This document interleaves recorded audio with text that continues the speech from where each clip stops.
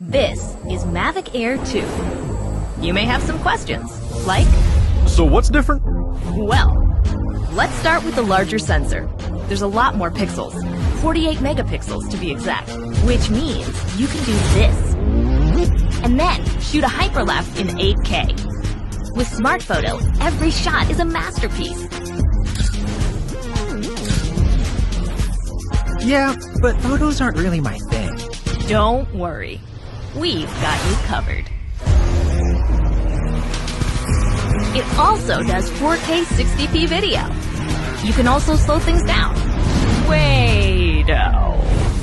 And yes, there's HDR video. How's the flight time? It's fantastic. You're looking at up to 34 minutes in the air, a new record for the Mavic series. We've added OcuSync 2.0, so you can fly longer and see clearer. What if I'm not a great pilot? That's where Focus Track comes in, so you can fly like a pro.